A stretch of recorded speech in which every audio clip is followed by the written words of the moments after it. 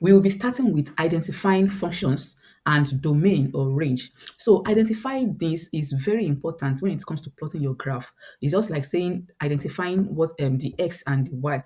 So it's just like saying you want to identify the characters in a story when you are reading a story or when someone is telling you a story. If I want to tell you a story and I want you to understand the story, it will be better for me to explain to you. Let's say I want to tell you something about my children and I mention the first one's name and I mention the second one's name. If I do not explain to you that, okay, X is the older one while Y is the younger one, when I continue the story, it will become confusing for you to be able to tell, oh, who is older, who is younger, especially if they have some, if the story if the plot twist is somehow. So that is why when we're talking about a graph tool, you need to understand what functions mean, you need to understand what domain mean, and you need to understand every other terms that you need to know so that whenever you come across them, because there are some questions that you come across, and the question will not just tell you this is X and this is Y. So you need to understand and be able to identify what X is and what Y is, because without identifying those ones, you will not be able to plot a good graph. So, and when we're talking about graph, a graph always look like this. We always have a vertical line like this, and then we also do have a an horizontal line. Once you see something like this is what a graph always look like, where the horizontal line is called the x-axis, and then the vertical line is called the y-axis.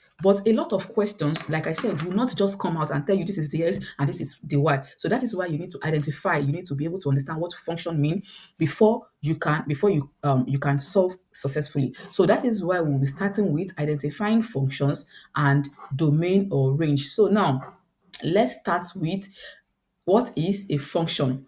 When we're talking about a function, it is just simple. Can you see this illustration on the screen? So what is a function? The rule of a function is that there is something is going in and then something is coming out. When something is going in, when we are putting a value in, we are getting another value out. Do you know algebra? You know when we're talking about when you have x and y in an equation, have you solved questions like that before? Where they will give you a value of x and they will ask you to find y. Yes, in that case, x, the value that you were given, is the one that is going in. And then that x will determine the value of y. Do you know that? For example, if I give you this question, if I say that um if I say that y equals 2x plus 3, you know that you will get a different y when x is 1 and you will get a different y when x is 5. Do you know that? So this x now is the value that we are putting in for us to get the output. So this y now is the output, and this x is what we are putting in, and it is what will determine the output. Do you understand that? Do you understand that? Okay, good. So now that is what the in and out rule, that is what that first page is talking about. Now, what is a function? A function is a rule that assigns exactly one output to every input. Now, what when we're talking about x and y now, which one is input and which one is output?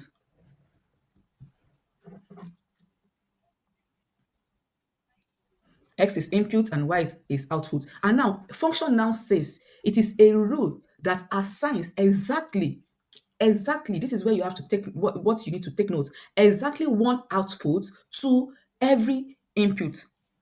It assigns exactly one output to every input. It means that for every x value that you have, there must be just one output.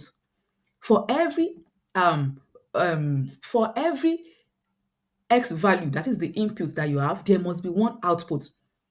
For example, like I explained here now, you know that when I put x in here, when I put 1 here, let's say we put 1 here now, this will become what?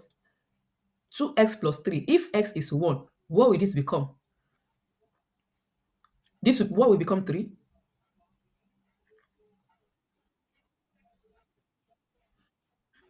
I don't understand. I said now we have 2x plus 1. Now let's say x is 1. You know this will become 2 bracket 1, right? Then plus 3. So what will be the answer? 6. How? Okay, so when you have 2 bracket 1 like this, that means addition.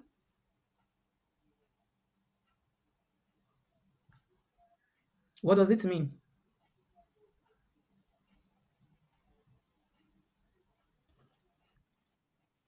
So, but you added. So if it means multiplication, this will be 2 times 1, right? And that will become what? And that will become 2 plus 3, right?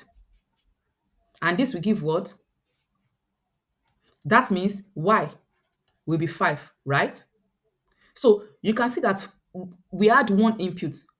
Our input here is what? What is the input? What did we input in this equation to get the y? What was the input? 1, which is the x. So for every input, that is, for every x, there must be one output. You realize that when we put in x now, we did not get two answers. We got just one answer for y. Or did we get two answers for y?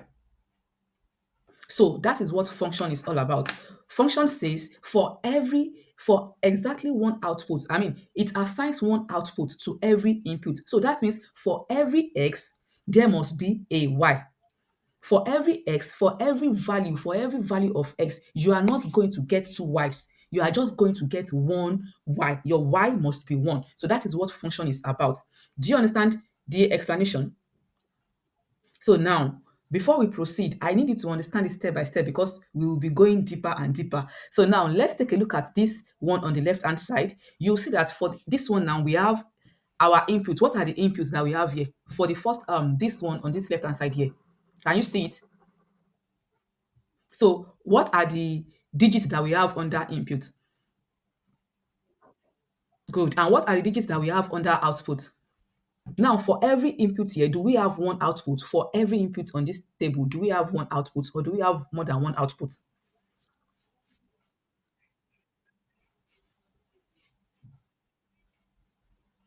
It assigns we have one output. So that means this is a function.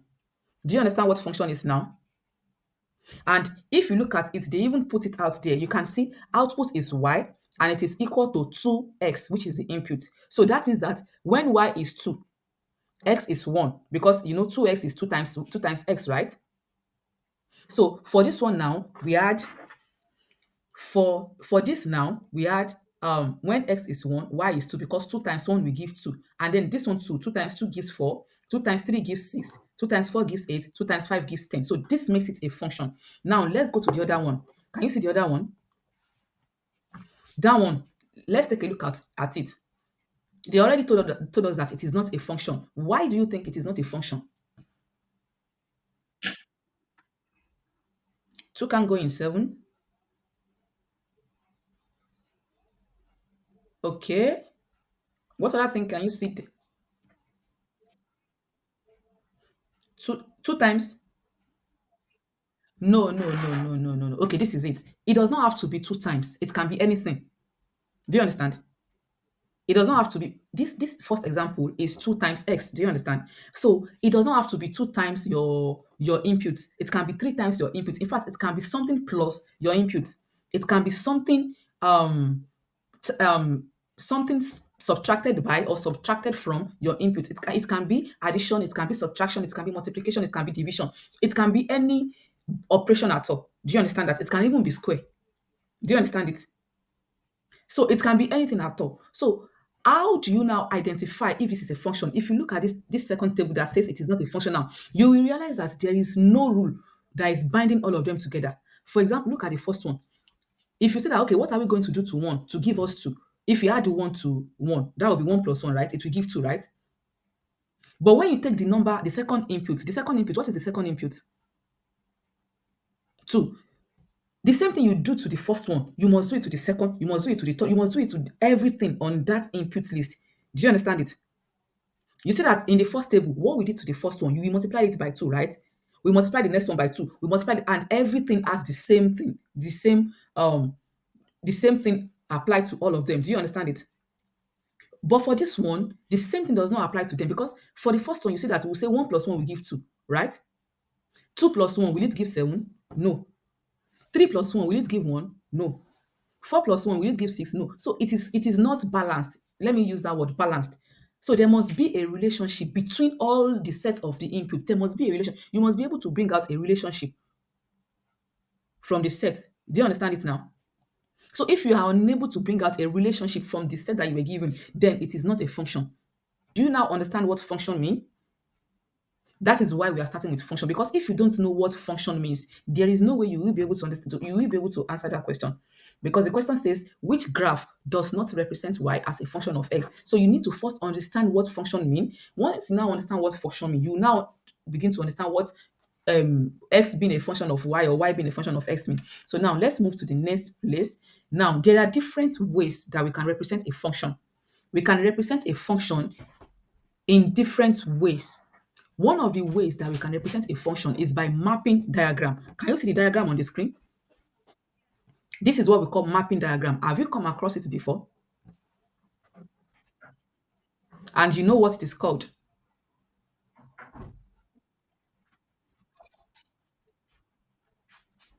It's a new topic in school.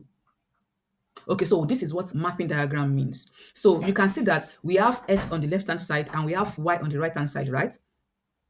Now, the arrow on 3 is pointing to -1. What does that mean?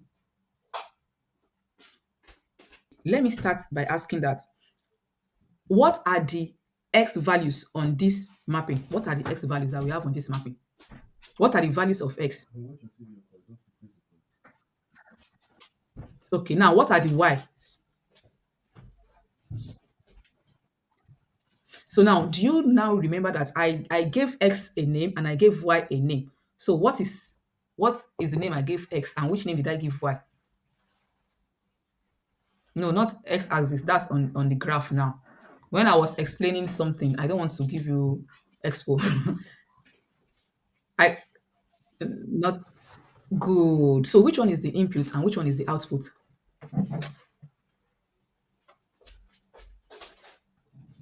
Okay. X is the output and y is the input.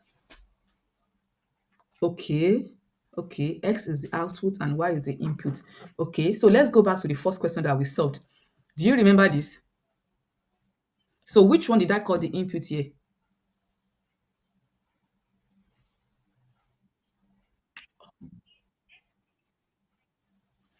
Please don't make the mistake again.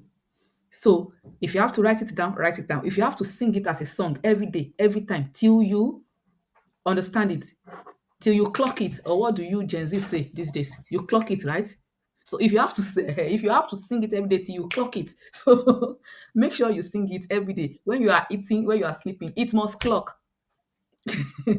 So it must clock. So X is the input and Y is the output. Never forget that. X is the input and Y is the output. So what we put in is X and what we get back is Y. This is just the foundation. We are still going far. Like where we are going is very, very far. So now you realize that for all of this input now, how many outputs does 3 has?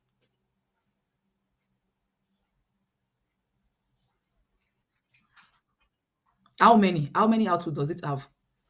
It has one output, right? Okay, if I ask you that, how many output does it have? What I'm asking you is that, okay, look at it. How many numbers is it pointing to? Do you understand? So the number of numbers that it is pointing to is the number of output it has. Do you understand? Now, talking about ways to represent a function, we first said the first way is mapping diagram, which is what you can see here. The second way is the input and output table. Jeez.